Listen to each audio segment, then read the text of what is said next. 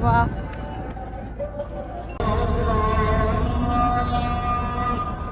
اسمع الجمال.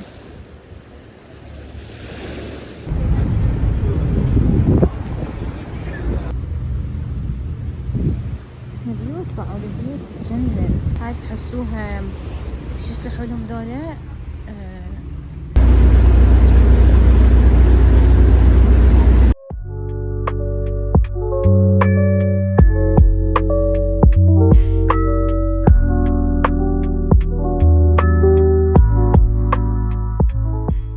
اليوم راح نروح الكنالة أو جزيرة الحنة، فراح نصعد بالترام ننزل بأمينونو، ومن هناك راح ناخذ عبارة ونروح للجزر.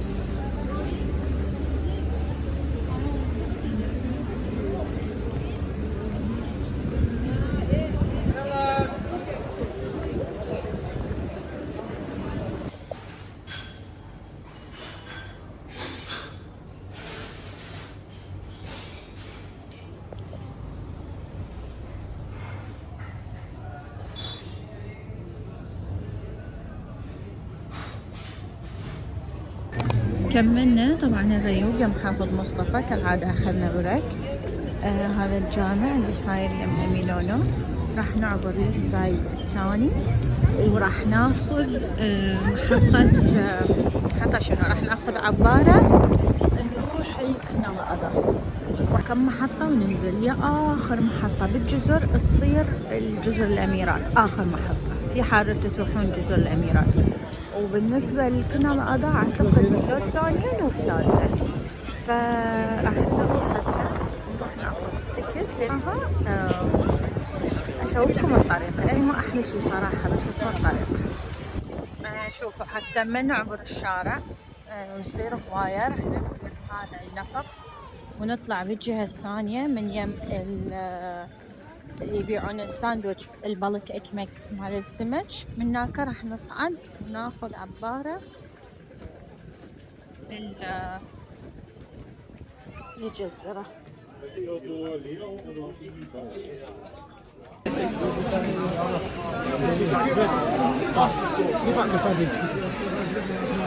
طبعا النفق يصير كلش زحام صراحة، وبيها من المحلات إذا تريدون تشوفوها أسعارها تصير رخيصة. نطلع هسه. أول ما تطلعون من هذا النفق راح يصير بوجهكم هذول شو يسموا لهم ذولي صغار، الله باعي هذول كجميلين.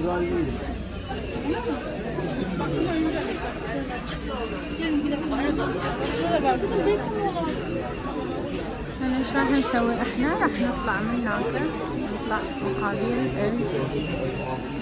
راح نصعد. طبعا اليوم لابسة كاميرا فصايرة الأميرة كل شوي عشان الكاميرا مالتي.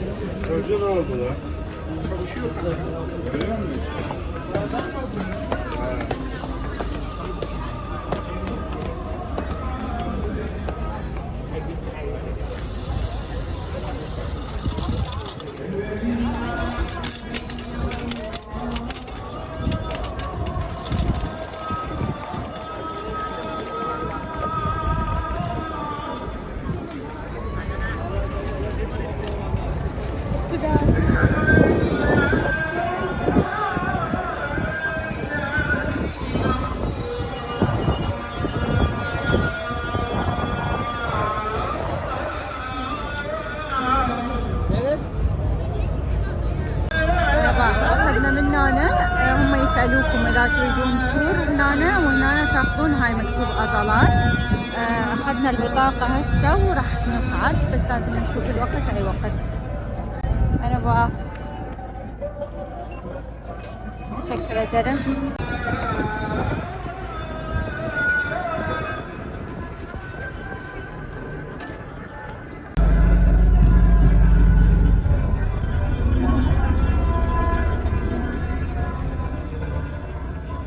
بس أكيد يقتلنا البرد لأنه هاي لابسة كلش صيفي.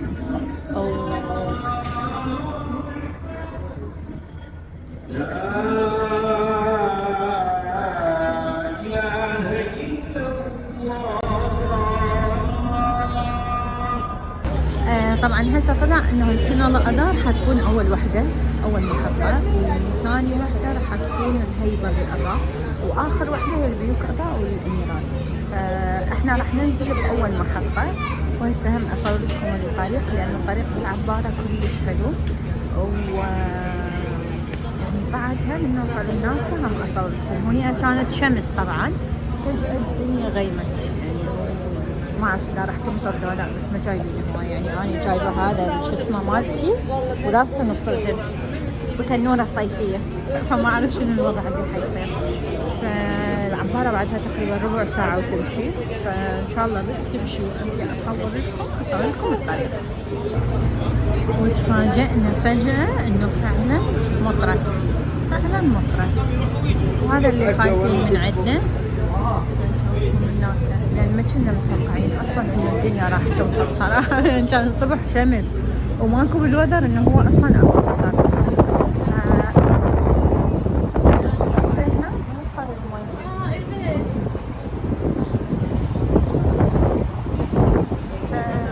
ما أعرف إيش حيصير.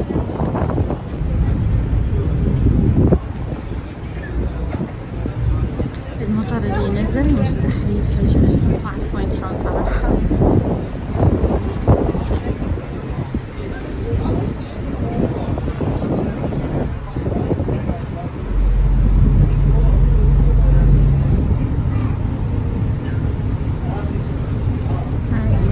المكانات كلها تبللت، هاي المكانات ما راح نصعد اصلا.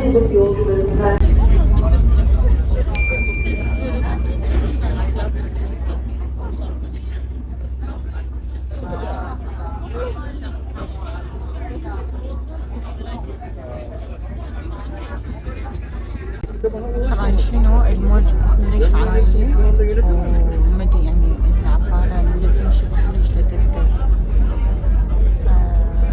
الموضوع ضعف، الموضوع شوية يخوف.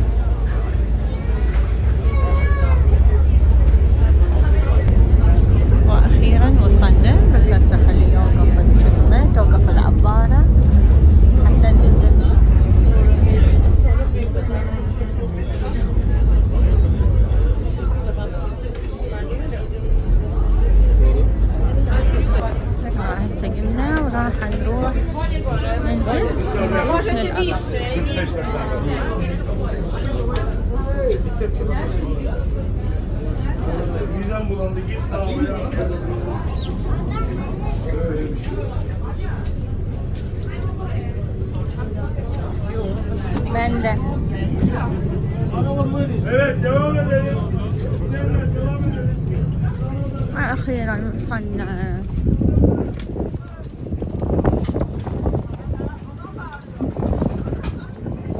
Evet, Kınalıada yanlış inmeyelim. Kınalıada.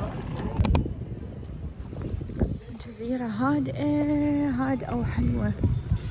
فاستني صادفكم اكو هنا باعوا هاي المكان هذا، بعدين راح ترجعوا له مرة ثانية. هذه بكركوي هنا كاتبين، وهنا كاديكوي امينونو. هذه بالرجعة تقصون تيكت جديد، يعني هذاك التيكت شفتوه اول ما حد هناك خلاص هذا يروح.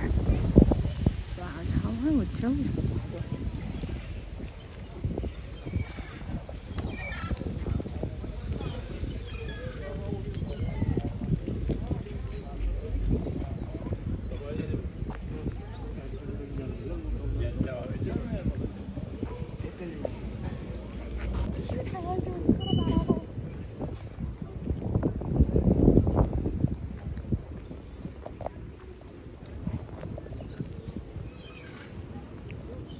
يا يابا على البشبوشات والنوارس متجمعين. يا نورس. يا بشبوشات شلون متجمعين. هلو حبايب. هذا بقلب. هلو.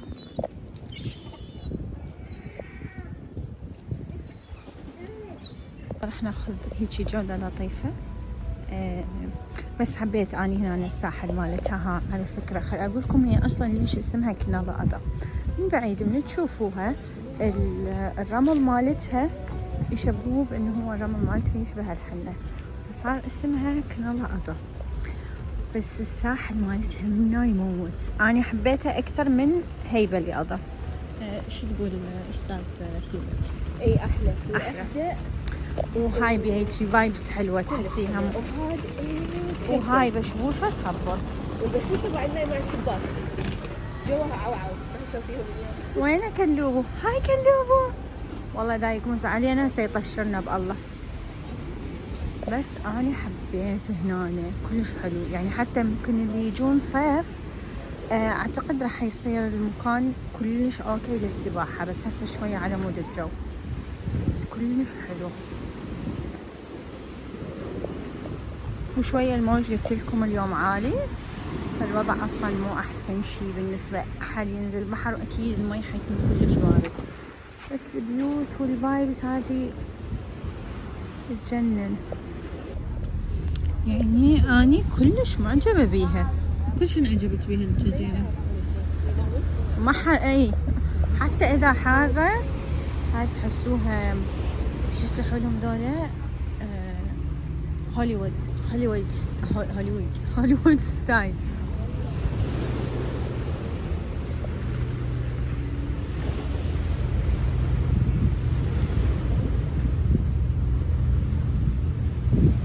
البيوت بعض البيوت تجنن.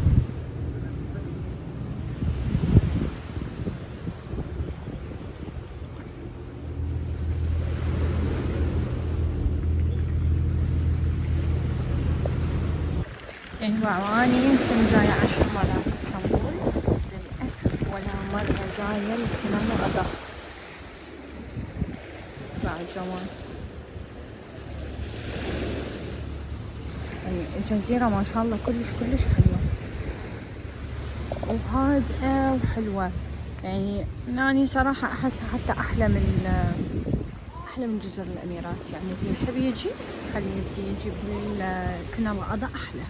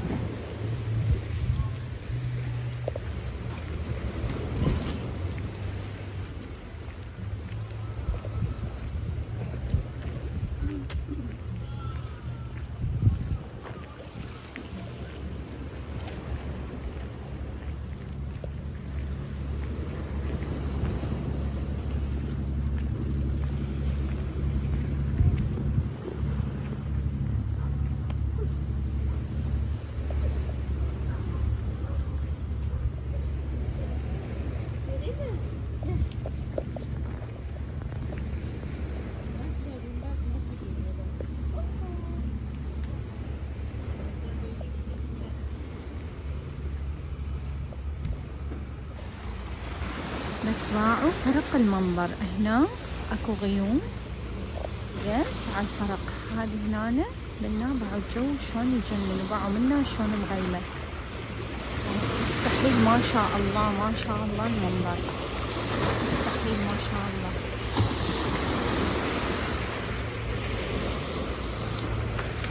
مع الفرق.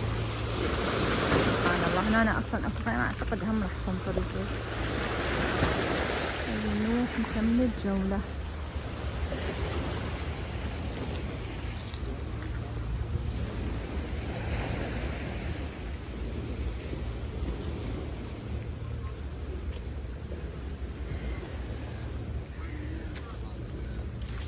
جينا فتنا بهذا الفرع نشوف شنو اكو بيه.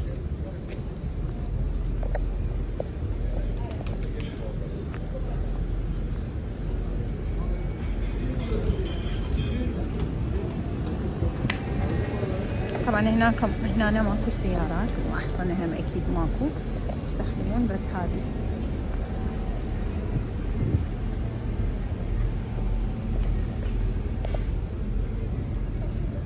شبه هتلر. ايه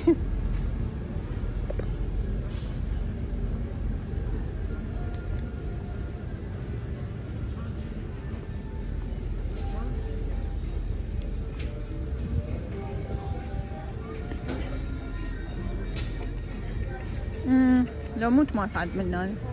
يما بعد هذا تزحلق اللي دا يجي. الله بقى هذا الفرع جميل. ما منا مو احسن منا حيوي.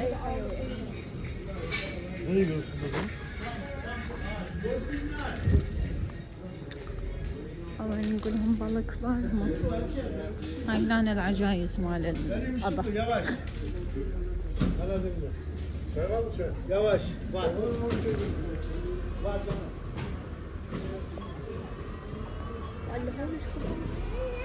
اي لهانة كبيرة.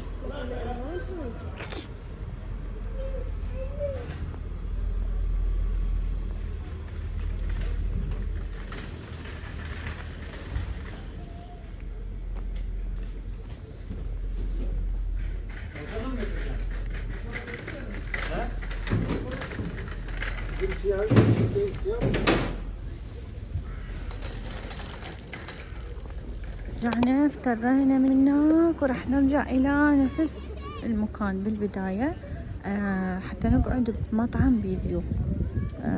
شو اسمه يعني اهم شي عندنا الفيو اهم من الاكل. جوا بالشارع البقية بيهم مطاعم بس ما بيهم فيو. هذا الكليوب الحلو.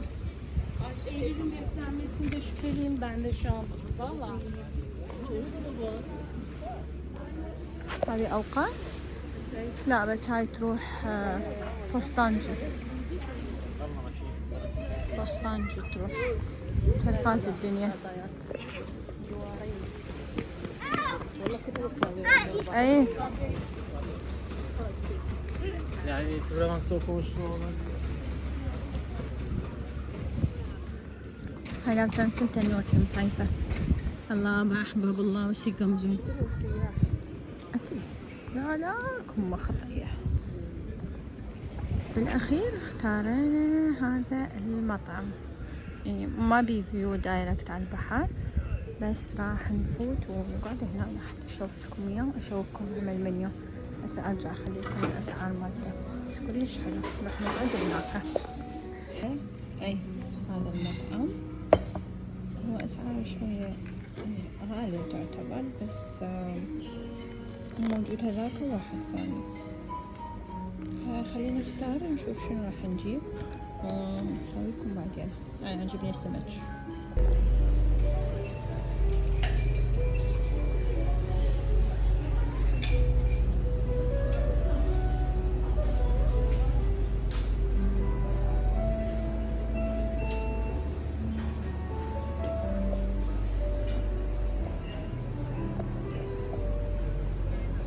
طلبنا هذه المطار فدشي بيها جبن يعني فطر بجبن. فطر يكون مشوي هذا فوقه يكون جبن بس كلش طيب يعني صراحة كلش لذيذ.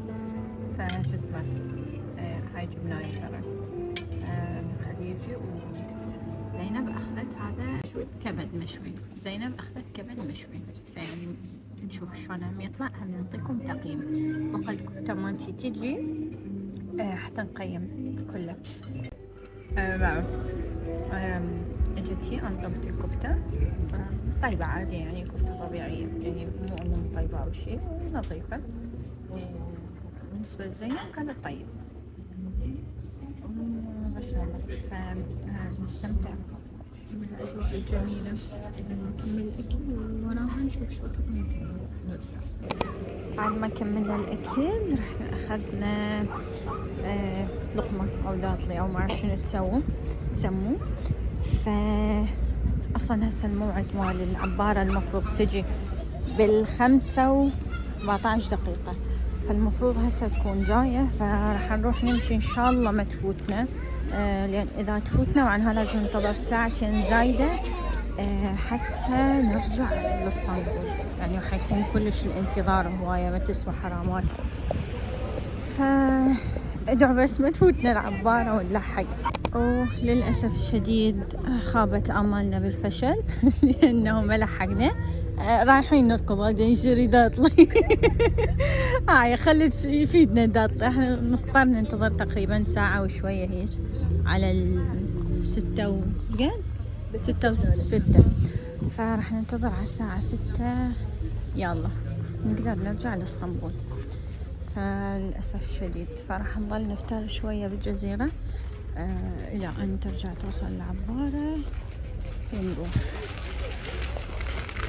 نكمل الداطلة اللي خلصنا رحنا بيه. أنا هنا على البحر بين ما نكمل ناخذ وننتظر إلى الساعة 6 تقريبا.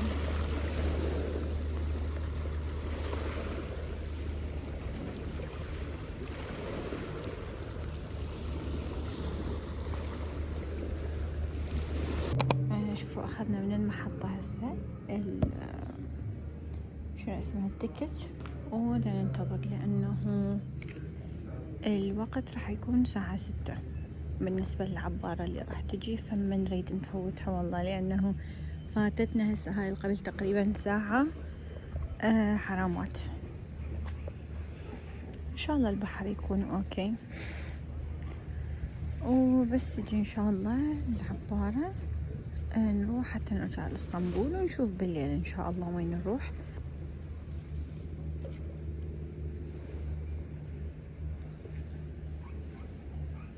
المنظر والله لا يمل والجزيرة كلش حلوة بلكي هذه الجاية. الجزيرة كلش حلوة وهادئة. مشكلتها ماكو هواية مطاعم بس المنظر يجنن. التفاصيل كلش حلوة اللي بيها. الممشى مال البيتش أصلا فحلوة صراحة بالأخص إذا بالصيف أعتقد كلش تصير حلوة ومهيئة يمكن للسباحة. بس مشكلة البحر إنه مو رمل حصو يكون بس شنو حرفيا ماكو أحد بالمحطة بس أني وصديقتي فهذا ننتظر. جتي العبارة ننتظرها حتى نصعد ونرجع إلى اسطنبول لأنه تأخرنا كلش هواية. المنظر طبعا أكيد كلش حلو. فهسه راح ناخذ العبارة هاي تروح كاديكوي كاراكوي أمينونو وبعد أكو محطة ثالثة نسيت شنو اسمها. فإحنا راح ننزل بأمينونو ونرجع للأوتيل وبعد نشوف بالليل إن شاء الله وين راح أروح. وهيجي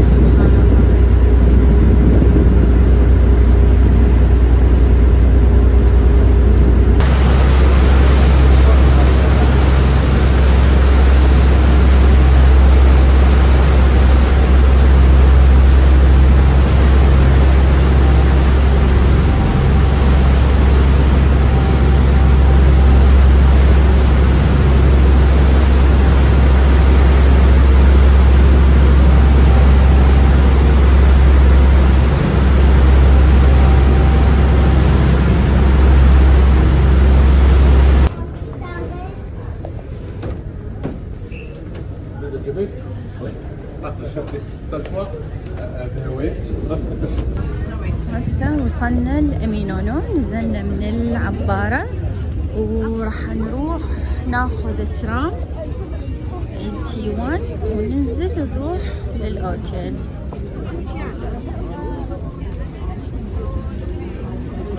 فحتى نوصل الأوتيل وهيك يكون خلص اليوم مال الجزيرة. نشوف شنو نسوره ونشوفكم أشوفكم في غير يوم.